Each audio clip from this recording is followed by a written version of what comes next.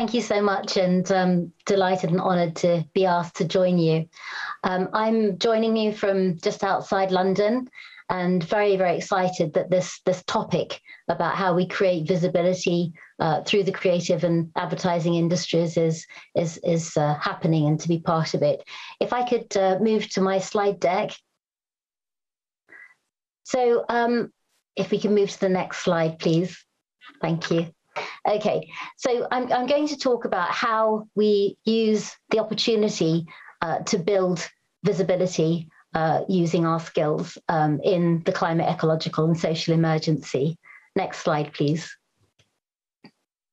So I started my adult life working at Creative Review magazine, and after 4 years in the advertising industry, I set up a social marketing consulting company.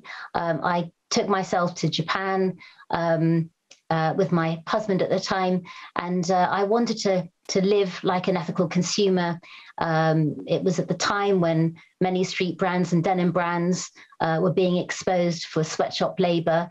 And I wanted, as a young person then, to really be spending my money on the solution and using my advertising and communications background to create a whole new idea supply chain that was both sustainable in terms of nature and respecting in terms of people. So I looked around me at that time at the fashion brands that were available, and also at the kinds of skills in the developing countries, the global south, where many of our products came from. If we could move to the next slide, please.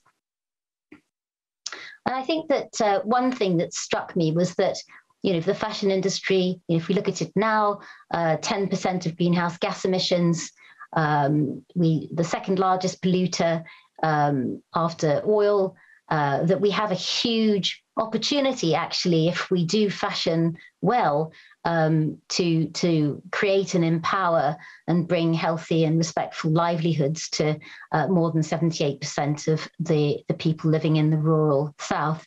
So I set myself a job of working together with a very talented team of people who felt similarly in Tokyo and then in London to create a fair trade fashion brand. If we could move to the next slide, please. So we used only natural, organic and sustainable materials, and build a supply chain that was 100% fair trade. If we could move to the next slide, please. Now, we built the first global organic textile standards from field to closet, and also had the brand have fair trade criteria met throughout the supply chain. And you'll recognize some of these symbols. These certifications are becoming increasingly important because we now know that more than, well, just under 60% of brands are often actually not living up to the green claims that they're making. If we can move on to the next slide, please.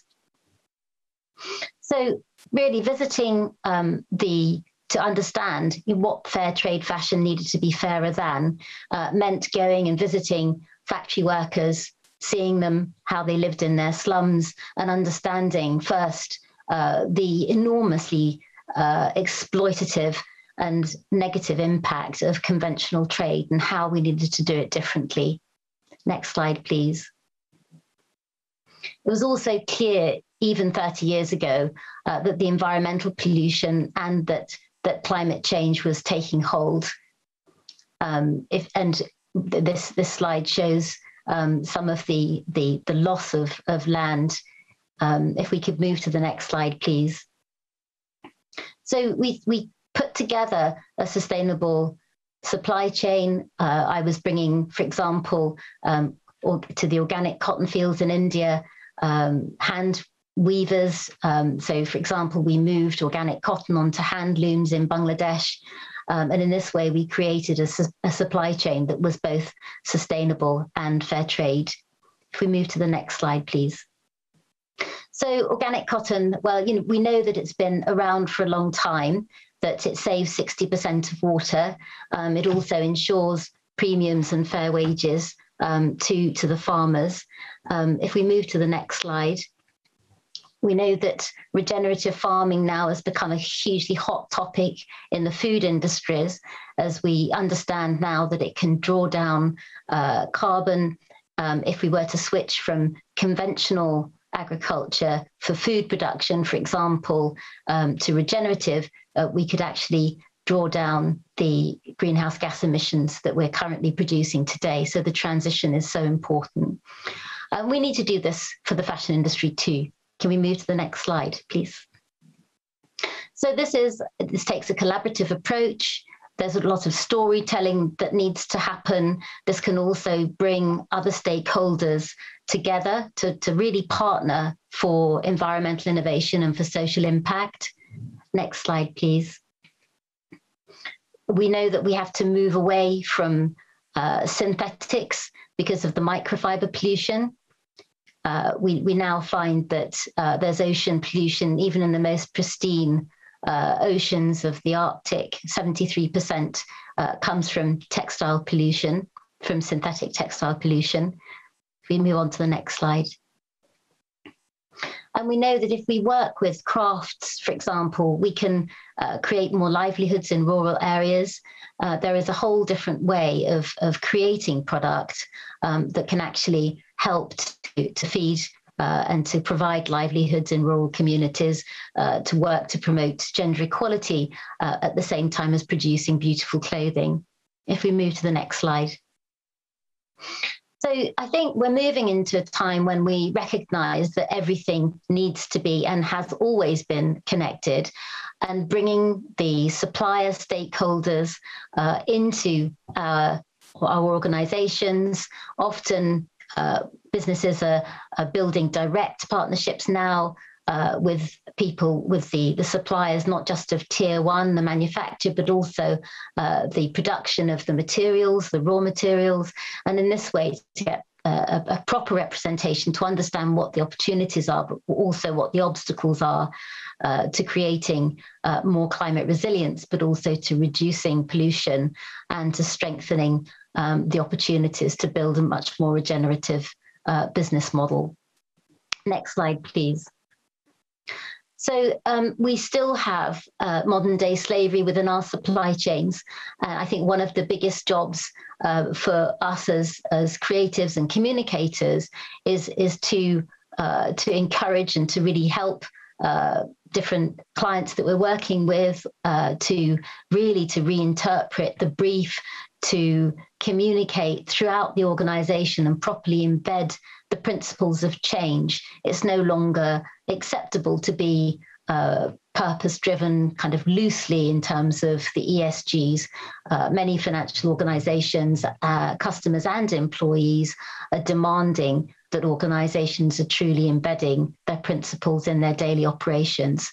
And I think slavery is a really good example of that. You cannot eradicate modern day slavery without taking a much more direct approach through all of the operations of your organization. Next slide, please. So we know that the globe has been warming. This shows over the last 200 years just how hot our planet's got. It's frightening. Of course, we need to act now. If you're in an organization that doesn't have clients that want to move or to rewrite the brief, I would say move organization, do something that really allows you to be part of the change. Next slide, please. We know that the language has changed. And again, as we're writing copy, let's look at the new language that's coming out. This is changing by the week. It's important that we use this language and really think about the language of change, of climate action, and of the biodiversity crisis and the social crisis. Next slide, please. We know that certainly from the sadness around COP that we're heading for 2.8 degrees, that we really have to think very differently about everything we do, that everyone has a very, very important part to play in driving change, and the change needs to happen now. Next slide, please. that a plant-based economy is very important. If you look at the recent campaigns that started just this week in looking at fashion brands who are associated with the deforestation in the Amazon, which is at a tipping point at the moment, we know now that large campaigning organizations are really calling into question. So this means that as communicators, we have to drive change with our clients. They have to start embedding a sustainability policy, a true climate action policy, and living up to their claims. Next slide, please. So, of course, upcycled has become very much the norm. This is a brand that uses upcycled fire hoses for bags. Next slide, please. We know that repair is becoming very much part of any good brand's offer. We're even looking at repair now in the UK in supermarkets, so that this is normalised. And again, communicators can help customers to understand, citizens to understand that repairing is the norm, as is resale. Next slide, please. So I was involved with Extinction Rebellion. We put pressure on London Fashion Week to cancel. This had been, there are other actions in around Europe that were also cancelling for, or also calling for a cancellation of London Fashion Week, of fashion weeks around the world. Next slide, please.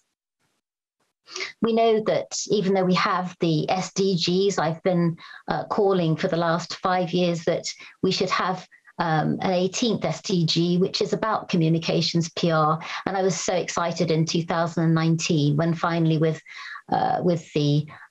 Extinction Rebellion and also with the Fridays for the Future, we had an opportunity to really speak out for the SDGs, but we need for the advertising professionals to get on board and to also lend all of their expertise. We shouldn't be part of the problem. We are being complicit in the climate, ecological and social crisis if we're not doing our job in raising the alarm and communicating the solutions, real solutions. Next slide, please. So Business Declares, this is a platform that many business leaders like myself came together to put pioneering brands and business leaders together so that businesses could call a climate emergency.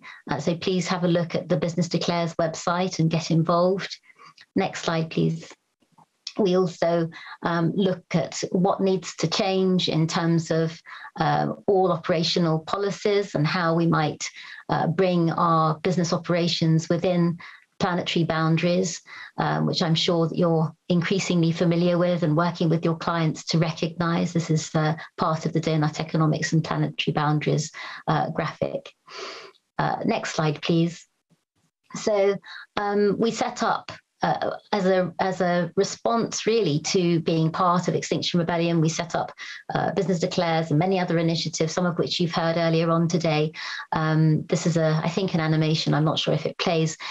This is an organisation called Real Sustainability, which is educating members of the public, but also leaders on the topics of that are pertinent, how we can respond in the context of food, fashion, energy, home, transport, money, etc., etc., with the climate emergency in mind. So please have a look at that website.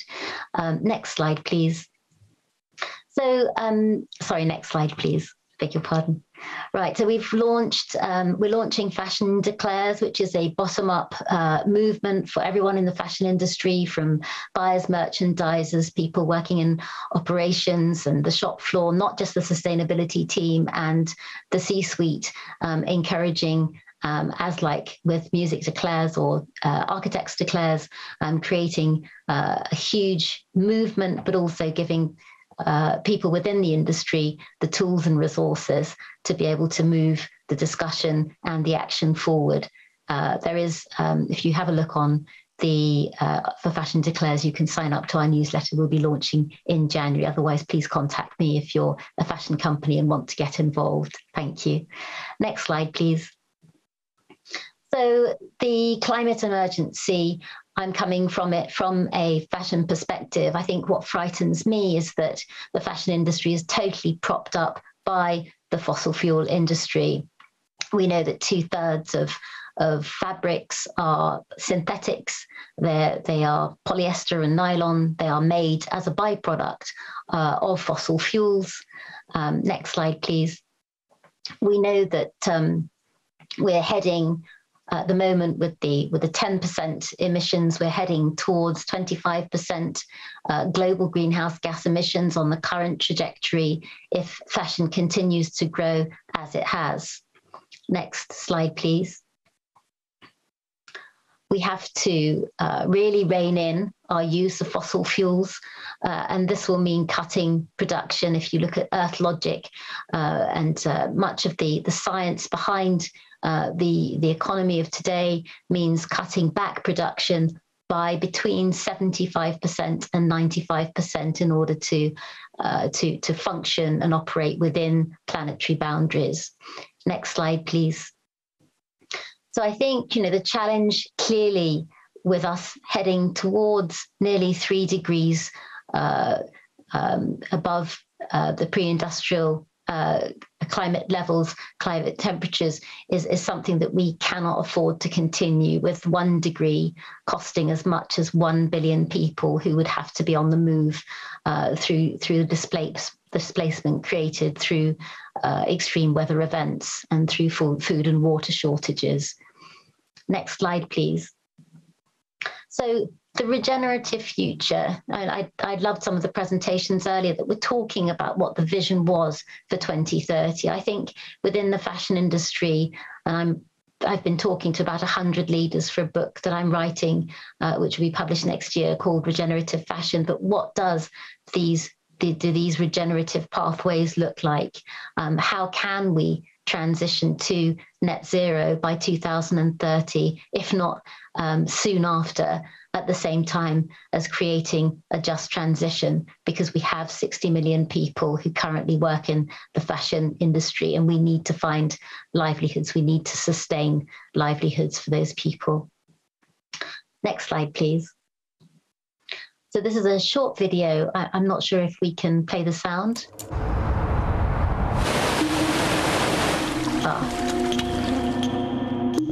You are not mature enough to tell it like it is. Even that burden you leave to us children. You say you love your children above all else, and yet you are stealing their future in front of their very eyes. You only talk about moving forward with the same bad ideas that got us into this mess, even when the only sensible thing to do is pull the emergency brake. Many people say that doesn't matter what we do, but I've learned that you are never too small to make a difference. And if a few children can get headlines all over the world just by not going to school, then imagine what we could all do together if we really wanted to. But to do that, we have to speak clearly, no matter how uncomfortable that may be. We cannot solve a crisis without treating it as a crisis. And if solutions within this system are so impossible to find, then maybe we should change the system itself. Our civilization is being sacrificed for the opportunity for a very small number of people to continue making enormous amounts of money. The year 2078, I will celebrate my 75th birthday. If I have children, maybe they will spend that day with me. Maybe they will ask me about you. Maybe they will ask why you didn't do anything while there still was time to act. We have not come here to beg you to care. You have ignored us in the past, and you will ignore us again. You have run out of excuses, and we are running out of time.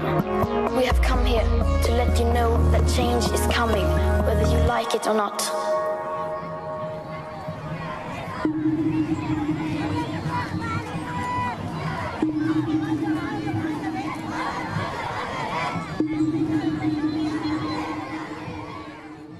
So thank you very much for the presentation, for listening. And I'd just like to ask you to stay in contact and connected, and very much looking forward to meeting you somewhere in the future. And thank you so much for all you're doing in terms of being part of the climate action and this move to the just transition. Thank you.